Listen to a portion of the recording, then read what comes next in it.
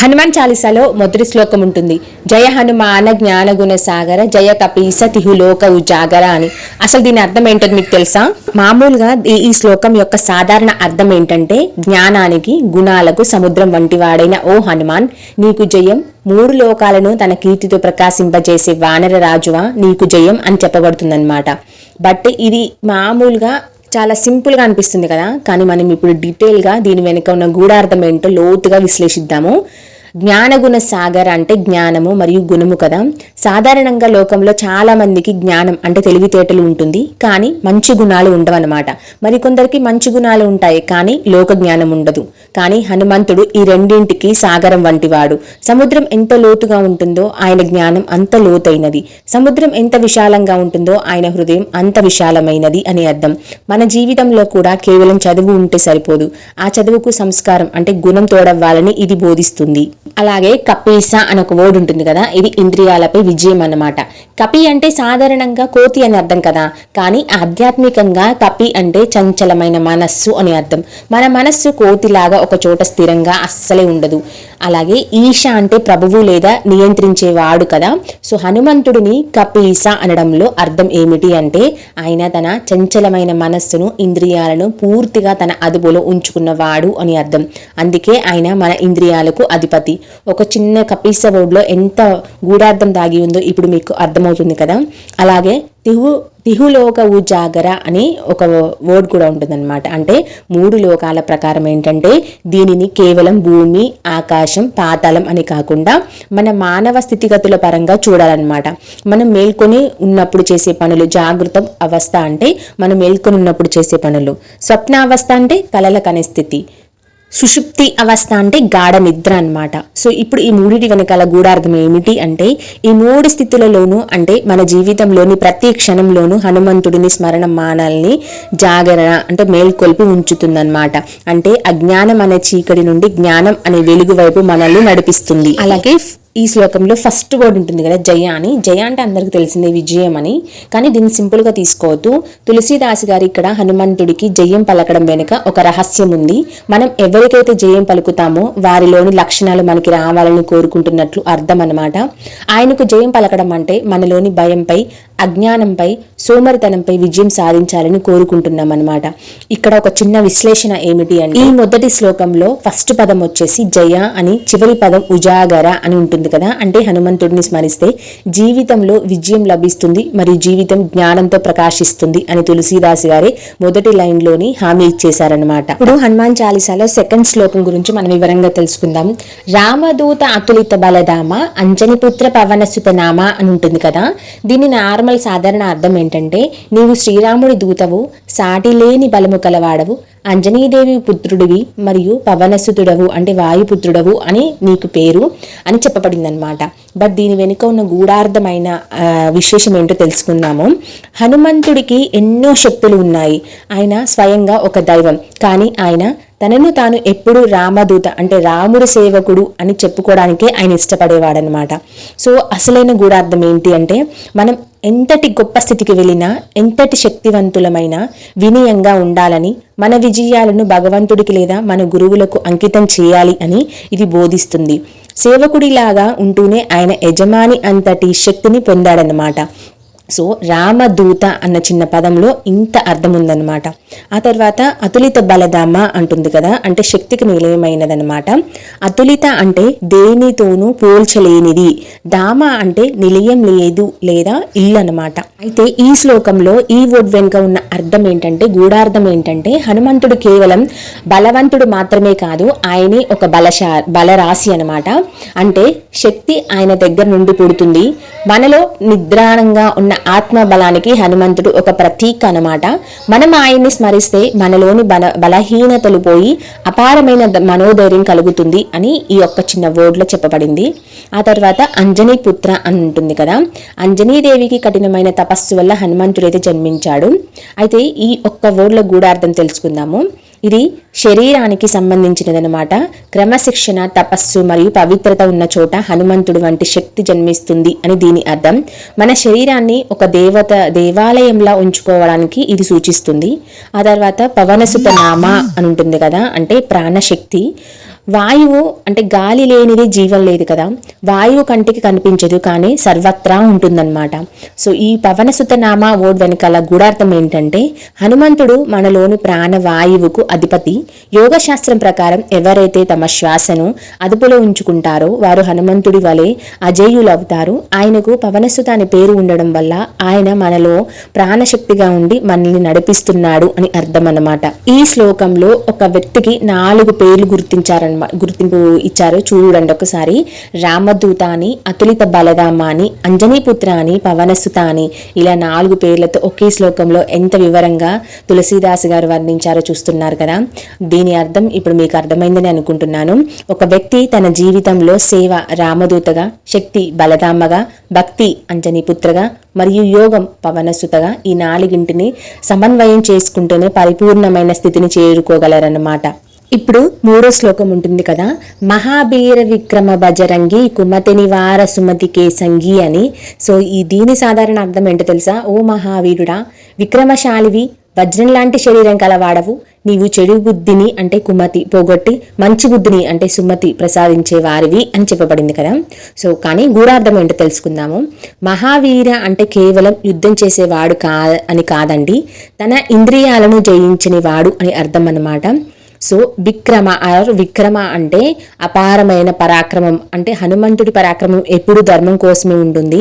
మన జీవితంలో వచ్చే కష్టాలను ఎదుర్కోవడానికి కావాల్సిన స్థైర్యాన్ని ఆయన ఇస్తాడనమాట. ఆ తర్వాత బజరంగి అని ఉంటుంది కదా, వజ్రం లాంటి దృఢత్వం కలవాడు అని.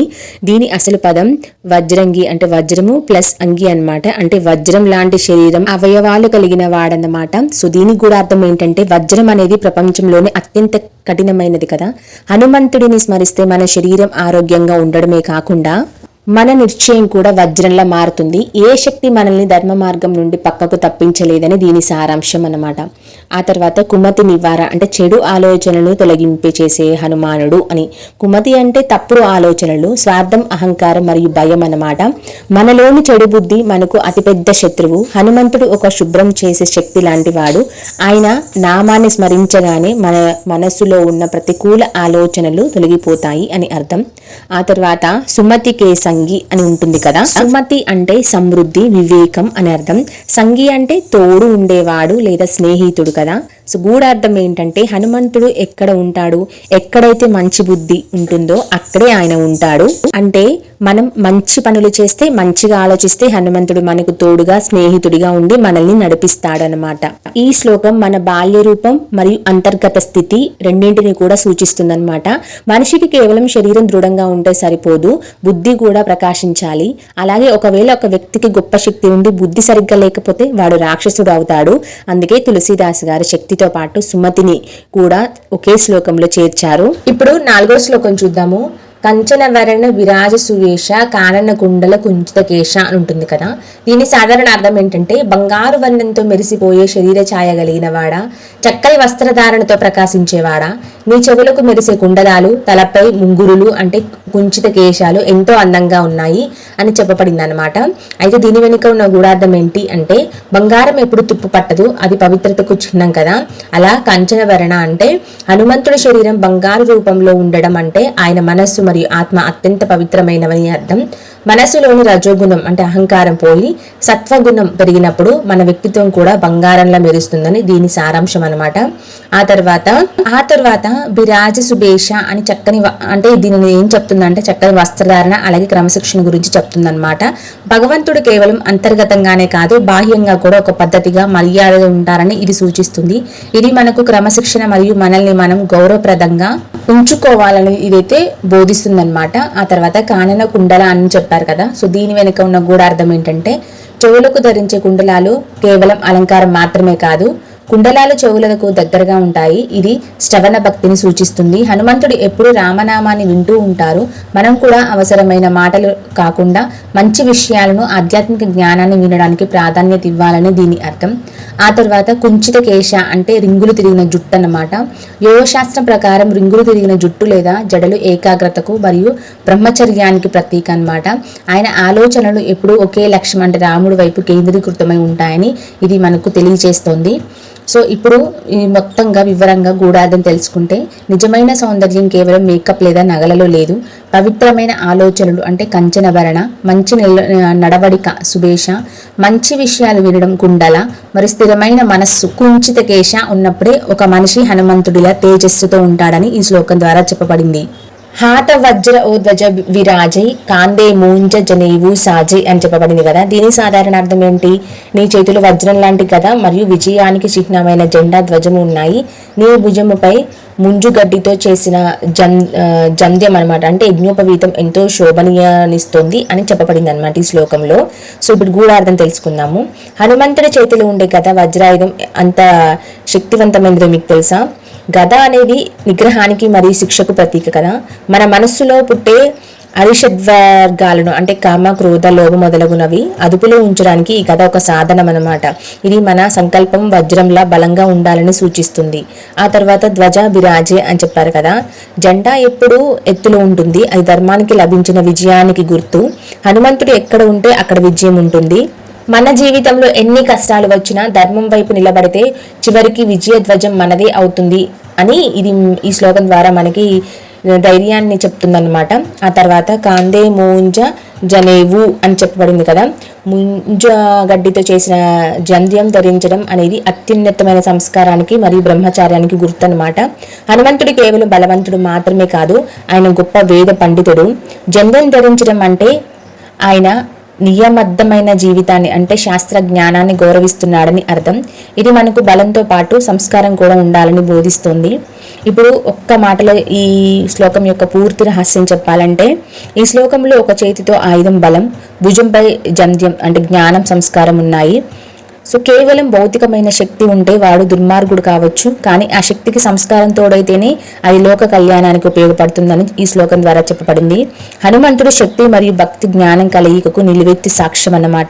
ఆ తర్వాత 6వ శ్లోకం వచ్చేసి శంకర సువనకి నందన తేజ ప్రతాప మహాజగబంధన అని చెప్పబడింది కదా. దీని సాధారణ అర్థం ఏంటో తెలుసా? నీవు శివుని అంశవు అంటే కేసరి పుత్రుడివి. నీ అపారమైన తేజస్సును, ప్రతాపాన్ని ఈ లోకమంతా గౌరవిస్తుంది అని చెప్పబడింది అనమాట. దీని వెనుక ఉన్న గూఢార్థం ఏమిటి అంటే, శంకర సువన అంటే శివుని అంశ, వైరాగ్యం అన్నమాట. హనుమంతుడిని శివుని 11వ రుద్ర అవతారంగా పరిగణిస్తారు. సువన అంటే కుమారుడు లేదా అంశ అని అర్థం. సో శివుడు వైరాగ్యానికి, ధ్యానానికి ప్రతీక. హనుమంతుడు కూడా అపారమైన శక్తి ఉన్నప్పటికీ ఎప్పుడు రామనామ ధ్యానంలో వైరాగ్యంతో ఉంటాడు. అంటే మనసులో ఉన్న శివతత్వాన్ని శాంతం, ధ్యానం మేల్కొల్పడానికి హనుమంతుడి స్మరణ తోడ్పడుతుందన్నమాట. అలాగే కేసరి నందన అంటే కేసరి పుత్రుడు అనమాట, పరాక్రమం కలవాడు. కేసరి అనే వానరాజు కుమారుడిగా హనుమంతుడు జన్మించాడు కదా. ఇది ఆయన క్షత్రియ వీరత్వాన్ని, పరాక్రమాన్ని సూచిస్తుంది. ఒకవైపు శివుని లాంటి శాంతం, మరోవైపు కేసరి లాంటి వీరత్వం. ఈ రెండింటి అరుదైన కలయికే హనుమంతుడు. మన జీవితంలో కూడా ఎప్పుడు శాంతంగా ఉండాలో, ఎప్పుడు విరుచితంగా పోరాడాలో తెలియచేసే సమతుల్యత ఇదన్నమాట. ఆ తర్వాత తేజ ప్రతాప్ అంటే కాంతి మరియు కీర్తి గురించి చెప్పబడింది. తేజ అంటే లోపల ఉండే ఆత్మ ప్రకాశం, ప్రతాప అంటే బయట కనిపించే పరాక్రమం అన్నమాట. సో నిజమైన గూఢార్థం ఏంటి అంటే, నిజమైన శక్తివంతుడు మన తేజస్సుతో ఇతరులను భయపెట్టడు, ఆకర్షిస్తాడంతే. హనుమంతుడి ముఖంలో ఉండే ఆ దైవిక కాంతి మనలోని భయాన్ని పోగొట్టి ధైర్యాన్ని నింపుతుంది. ఆయన ప్రతాపం ఎప్పుడు బలహీనులను కాపాడడానికి ఉపయోగపడుతుంది అని చెప్పబడింది. ఆ తర్వాత మహాజగబంధన అని చెప్పారు కదా, అంటే లోకమంతా వందనం అని చెప్పబడింది. జగబంధనం అంటే ప్రపంచం మొత్తం ఎవరికైతే నమస్కరిస్తుందో అని అర్థం అన్నమాట. కులం, మతం, ప్రాంతం అనే తేడా లేకుండా హనుమంతుడిని అందరూ పూజిస్తారు. ఎందుకంటే ఆయన నిస్వార్థ సేవకు ప్రతీక అన్నమాట. ఎవరైతే అహంకారం లేకుండా సేవ చేస్తారో వారిని లోకమంతా గౌరవిస్తుందని దీని సారాంశం. ఇంత చిన్న చిన్న లైన్స్ లో ఎంత పెద్ద గూఢార్థాన్ని పొంచుపెట్టారో చూసారు కదా. ఈ శ్లోకంలో హనుమంతుడిని అటు శివుడితో ఇటు కేసరితో ముడిపెట్టారన్నమాట. మనం ఆధ్యాత్మికంగా ఎంత ఎత్తుకు ఎదిగినా శివ అంశ అంటే లౌకిక ప్రపంచంలో మన బాధ్యతలను అంటే కేసరి నందన అంతే విరోచితంగా నిర్వర్తించాలన్నమాట. హనుమంతుడు మనకు కర్మయోగాన్ని నేర్పిస్తాడు, అంటే పనిని దైవంగా భావించి చేయడం అనేది నేర్పిస్తాడనమాట.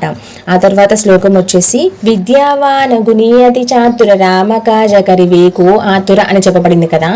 ఇందులో నీవు గొప్ప విద్యావంతుడివి, మంచి గుణములు కలిగిన వాడివి, మరి అత్యంత తెలివైన వాడివి, శ్రీరాముని పనులను పూర్తి చేయడానికి ఎల్లప్పుడూ ఉత్సాహంగా ఆతురతో ఉండేవాడివి అని చెప్పబడింది. ఇప్పుడు గూఢార్థం తెలుసుకుందాము. విద్యావాన్ అంటే నిజమైన విద్య. హనుమంతుడు సూర్య భగవానుడి దగ్గర సకల వేద శాస్త్రాలను అభ్యసించిన నవవ్యాకరణ పండితుడు అన్నమాట. ఇక్కడ విద్య అంటే కేవలం పుస్తక జ్ఞానం కాదు, ఏ పరిస్థితినైనా అర్థం చేసుకోగల వివేకం. మనం చదివిన చదువు మనల్ని వినయవంతంగా మార్చాలి. హనుమంతుడు అంతటి జ్ఞాని అయి ఉండి కూడా తనను తాను రామదాసుగానే భావించుకున్నాడు. ఆ తర్వాత గుణీ అతి చాతుర అని చెప్పబడింది కదా. లోకంలో తెలివితేటలు ఉన్నవారికి మంచి గుణాలు ఉండకపోవచ్చు, కానీ హనుమంతుడు ఈ రెండింటి కలయిక అని చెప్పబడింది. చాతుర అంటే సమయస్ఫూర్తి. లోకంలో సీతమ్మను వెతికేటప్పుడు, రాక్షసులతో మాట్లాడేటప్పుడు ఆయన ప్రదర్శించిన చాతుర్యం అసమానం అన్నమాట. మన జీవితంలో సమస్యలు వచ్చినప్పుడు కేవలం బలంతో కాకుండా యుక్తితో ఎలా బయటపడాలో ఇది మనకు నేర్పిస్తుంది. ఆ తర్వాత రామకాజ కరివేకో ఆతుర అని చెప్పబడింది కదా. సాధారణంగా ఎవరైనా పనిచేస్తే తర్వాత చేద్దాంలే అని బద్దకిస్తూ ఉంటారు కదా, కానీ హనుమంతుడు ఆతుర అంటే తహతహలాడేవాడనమాట. భగవంతుడి పని కంటే అది కేవలం పూజలు చేయడం మాత్రమే కాదు, సమాజానికి మేలు చేసే ఏ పనైనా రామకార్యమే అని భావిస్తాడు. అటువంటి మంచి పనులు చేయడానికి మనం ఎప్పుడూ వెనకాడకూడదని, ఉత్సాహంగా ముందుండాలి అని ఇది బోధిస్తుందన్నమాట. ఈ శ్లోకంలో విద్య, గుణము, చాతుర్యం అనే 3 లక్షణాలను ఒకే వరుసలో పెట్టారు కదా. ఈ 3 ఉన్న వ్యక్తికి ఏ పనైనా అసాధ్యం కాదు.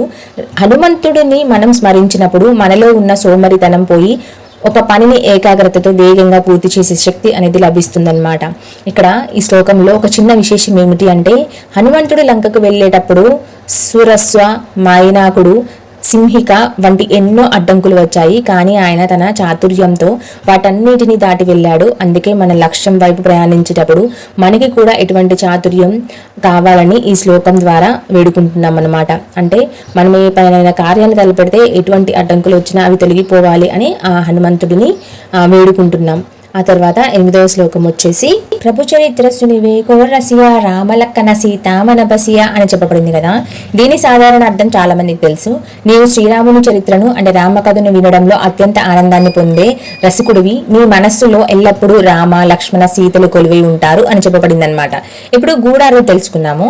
హనుమంతుడు స్వయంగా రామాయణంలో ఒక భాగం.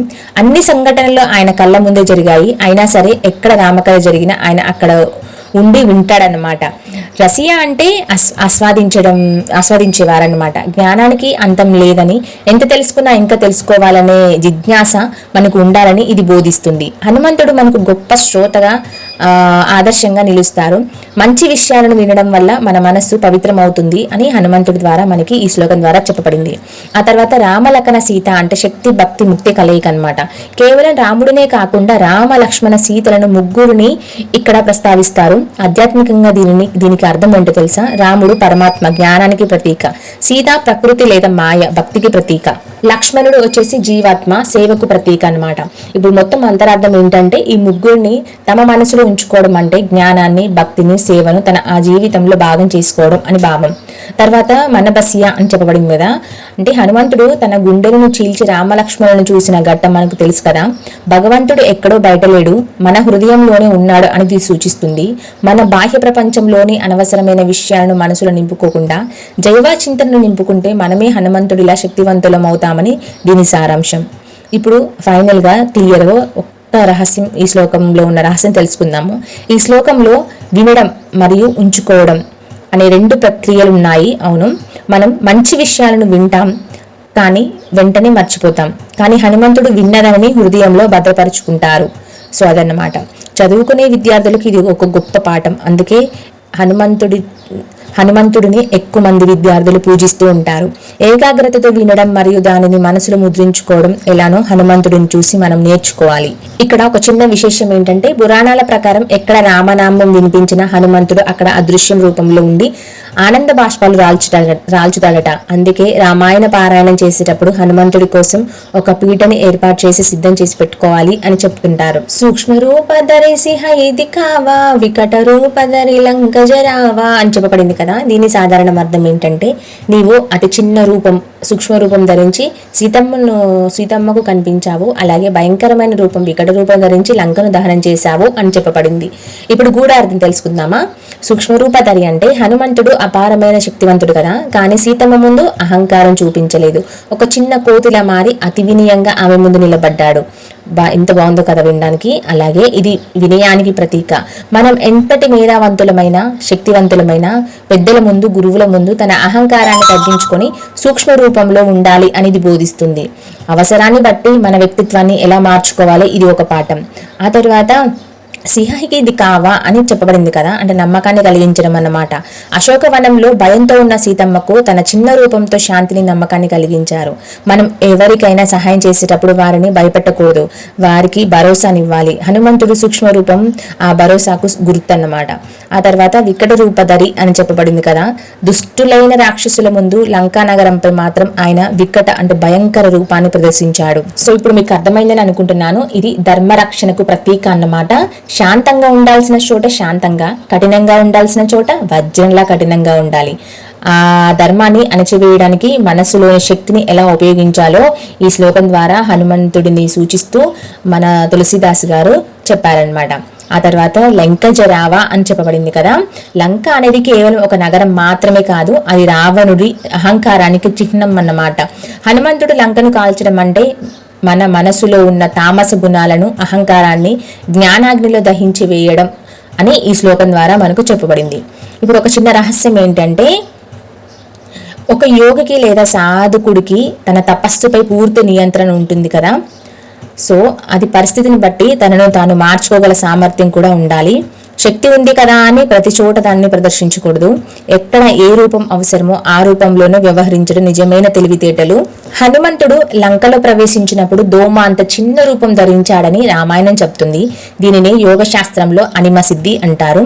మన సమస్యలు కొండంతగా అనిపించినప్పుడు మనం హనుమంతుడిని స్మరిస్తే ఆ సమస్యలు చిన్నవిగా సూక్ష్మంగా మారిపోతాయని భక్తుల నమ్మకం. ఆ తర్వాత 10వ శ్లోకం వచ్చేసి భీమరూపధరి అసుర సంహారే రామచంద్రకి కాజ సవారి అని చెప్పబడింది కదా. దీని సాధారణ అర్థం ఏంటి? నీవు భయంకరమైన రూపాన్ని అంటే భీమరూపం ధరించి రాక్షసులను సంహరించావు, శ్రీరామచంద్రుని పనులన్నింటినీ చక్కదిద్దావు అని ఈ శ్లోక రూపంలో చెప్పబడింది కదా. మరి దీని వెనుక ఉన్న గూఢార్థం ఏంటో తెలుసుకుందామా. భీమ అంటే అత్యంత విశాలమైన మరియు శక్తివంతమైన రూపం కదా. ఇది కేవలం శారీరక పరిమాణం మాత్రమే కాదండి, అది అధర్మాన్ని భయపెట్టే ఒక శక్తి, మన లోపల ఉండే భయం అన్నమాట. సోమరితనం వంటి రాక్షసులను తరిమి కొట్టడానికి హనుమంతుడు ఈ భీమ రూపాన్ని తీసుకుంటాడు. మనకు ఏదైనా ఆపద వచ్చినప్పుడు ఆయన ఒక కొండంత అండగా నిలుస్తాడని ఇది సూచిస్తుంది. ఆ తర్వాత అసుర సంహారి అని చెప్పబడింది కదా. అసురులు అంటే కేవలం శత్రువులు మాత్రమే కాదు, బయట ఉండే రాక్షసులు మాత్రమే కాదు, మన మనస్సులో ఉండే కామ, క్రోధ, లోభ, మోహ, మద, మాత్సర్యాలే అసలైన అసురులు అన్నమాట. హనుమంతుడిని స్మరించడం వల్ల మన మనస్సులోని ఈ అసుర ప్రవృత్తి నశించి దైవ ప్రవృత్తి కలుగుతుంది. ఆయన మన మనసులోని చెడు ఆలోచనను సంహరించి మనల్ని పవిత్రం చేస్తాడు అని ఈ శ్లోకం ద్వారా చెప్పబడింది. ఆ తర్వాత రామచంద్రకి కాజ సవారే అని చెప్పబడింది కదా. సవారే అంటే పూర్తి చేయడం లేదా చక్కదిద్దడం అనమాట. శ్రీరాముడు స్వయంగా భగవంతుడైన తన కార్యాలను అంటే సీతమ్మ జాన కనుక్కోవడం వంటివి హనుమంతుడి ద్వారా చేయించుకున్నాడు. ఇది నిమిత్త మాత్రత్వం గురించి చెప్పబడింది. అంటే మనం చేసే ఏ పనైనా భగవంతుడి పనిగా భావించి చేస్తే ఆ హనుమంతుడి స్వయంగా వచ్చి ఆ పనిలో ఉన్న అడ్డంకులను తొలగించి దానిని సఫలం చేస్తాడు అని చెప్పబడింది. ఒక పని ఆగిపోయినా లేదా కష్టంగా అనిపించినా హనుమంతుని స్మరిస్తే ఆ కార్య భారం తగ్గుతుందని చెప్పబడుతుంది. సో ఇప్పుడు ఒక రహస్యం ఏంటి అంటే, ఈ శ్లోకంలో ఒకవైపు సంహారం అంటే నాశనం, మరోవైపు సవారి అంటే నిర్మించడం, సతిద్దడం ఉన్నాయి కదా. నిజమైన శక్తివంతులు కేవలం ధ్వంసం చేయడం మాత్రమే కాదు, ఒక వ్యవస్థ లేదా కార్యాన్ని సరిదిద్దగలరని చెప్పబడింది. హనుమంతుడు రాక్షసులను సంహరించడమే కాకుండా రామకార్యాన్ని చక్కదిద్దాడు. అంటే మన జీవితంలో ఉన్న సమస్యలను తొలగించి మన జీవితానికి ఒక దారిలో పెడతాడు హనుమంతుడు అని నమ్మకంతో భక్తులు ఈ శ్లోకాలను అయితే పఠిస్తూ ఉంటారు. శ్రీరాముడు లక్ష్మణుడి ప్రాణాలు కాపాడడానికి సంజీవని తెమ్మన్నప్పుడు హనుమంతుడు ఆ పర్వతాన్ని మోసుకొచ్చి కార్యసాధన చేశాడు కదా. అందుకే రామచంద్రకి కాజి సవారే అనే మాట ఆయనకు సరిగ్గా సరిపోతుంది. ఇప్పటి వరకు ఈ వీడియోలో హనుమాన్ చాలీసాలో మొదటి 10 శ్లోకాల గురించి తెలుసుకుందాం కదా. తర్వాత ఎపిసోడ్ లో నెక్స్ట్ 10 శ్లోకాల గురించి తెలుసుకుందాం. ఈ ఇన్ఫర్మేషన్ కనుక మీకు నచ్చినట్లయితే లైక్ చేయండి. Thank you for watching.